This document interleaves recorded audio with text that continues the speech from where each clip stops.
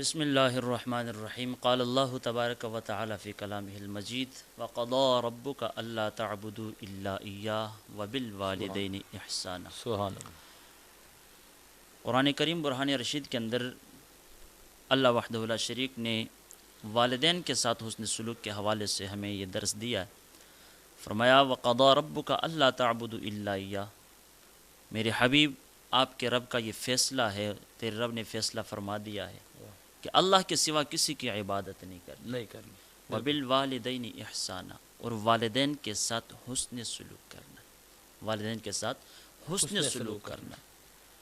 حسن سلوک کے ساتھ والدین کا کیا ہے؟ محدثین مفسرین نے بے شمار اس میں اپنی تصنیف فرمائی ہیں۔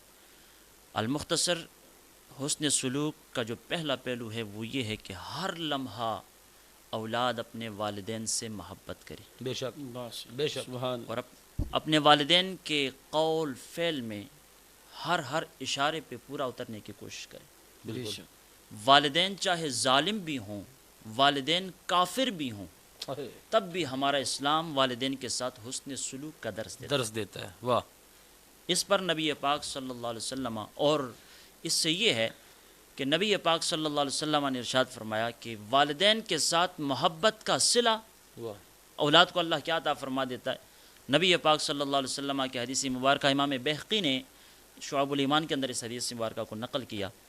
آقا علیہ الصلوۃ والسلام نے ارشاد فرمایا ما من ولد بار ینظر الی والدہ، فرمایا کوئی بھی نیک اولاد ایسی نہیں جو اپنے ماں اور باپ کی طرف دیکھے، لیکن شرط یہ ہے کہ نظرت رحمت، دیکھنا اس کا رحمت کی نگاہ سے، محبت کی نگاہ سے ہو، نرم دلی کی نگاہ سے ہو، عاجزی کی نگاہ سے ہو، اپنے والدین کے ادب اور احترام اور تعظیم کی نگاہ سے دیکھنا ہو۔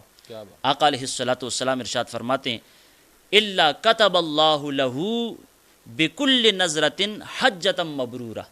آقا علیہ السلام فرماتے ہیں جب اولاد نیک ہو اور نیک ہوتے ہوئے اپنے ماں باپ کی طرف ایک نگاہ محبت سے دیکھتی ہے، وہ دیکھنا اس کے بعد میں پورا ہوتا ہے، پہلے اللہ وحدہ لا شریک اس کے حق میں حج مبرور کا ثواب عطا فرماتا ہے۔ یہ والدین کے ساتھ حسن سلوک ہے، ہر لحاظ سے والدین کے ساتھ محبت کی جائے۔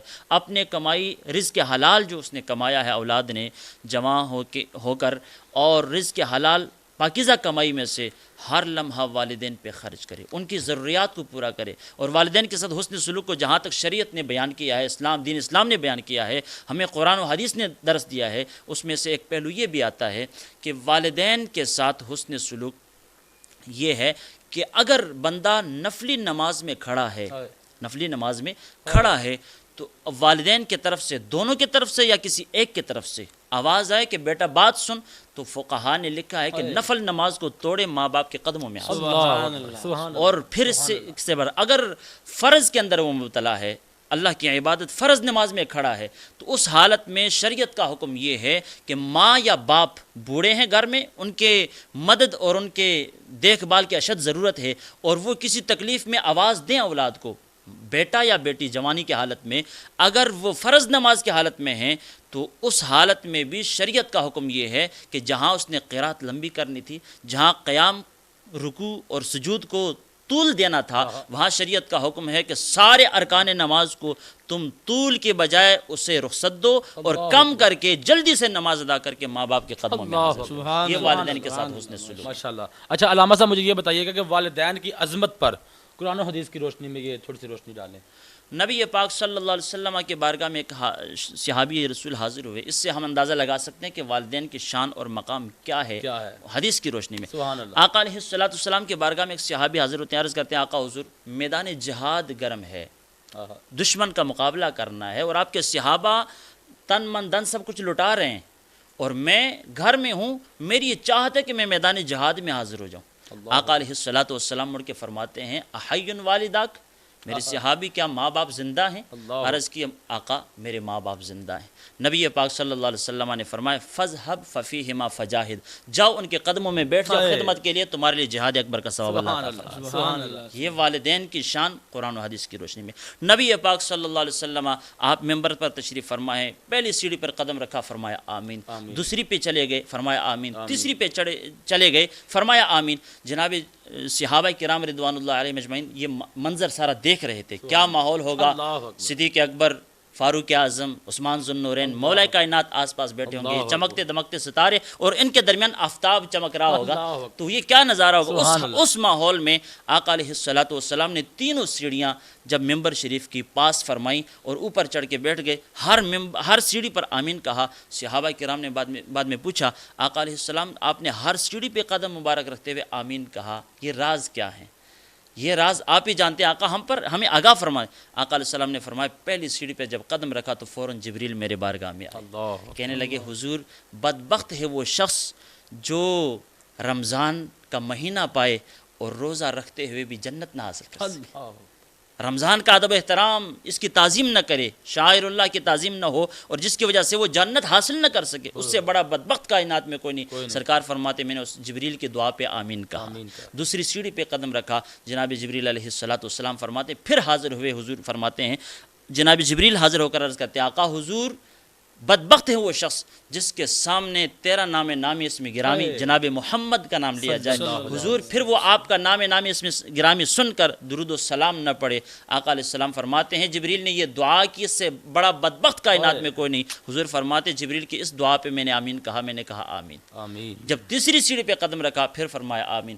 صحابہ تم کیا جانو اس میں راز کیا ہے؟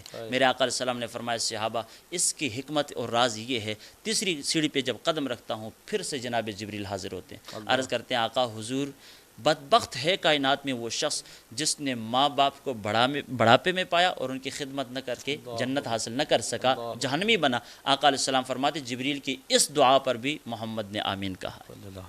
تو یہ حدیث کی روشنی میں نبی پاک صلی اللہ علیہ وسلم نے فرمایا کہ صحابہ کرام سے فرمایا کہ والدین کی یہ شان ہے، جہاں جہاد ہو رہا ہو، اسلام اور کفر کی جنگ چھڑ چکی ہو، جہاں صحابہ کرام ہر ایک جناب والا ہر سرکار کے ایک ایک اشارے پہ قربان ہونے کو تیار ہیں اور ہر ایک کی یہ چاہتے، اور پتہ شہادت کا کتنا بڑا درجہ ہے۔ نبی پاک صلی اللہ علیہ وسلم فرماتے، صحیح بخاری کی روایت ہے، آقا علیہ السلام فرماتے میں چاہتا ہوں انی لوددت ان اقتل ثم احیا ثم اقتل ثم احیا، فرمایا مجھے قتل کیا جائے پھر زندہ کیا جائے، پھر قتل کیا جائے پھر زندہ، 3 مرتبہ سرکار نے فرمایا جب بار بار مجھے قتل کیا جائے پھر شہید کر دیا جاؤں۔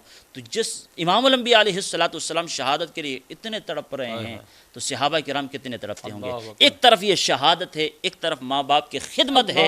آقا علیہ الصلوۃ والسلام سے صحابی نے عرض کیا تھا حضور جاؤ میدان جہاد کے اندر، فرمایا اگر ماں باپ زندہ ہیں تو ان کے قدموں میں بیٹھ جاؤ، جہاد اکبر کا ثواب یہیں پہ عطا کر۔ ماشاءاللہ ماشاءاللہ۔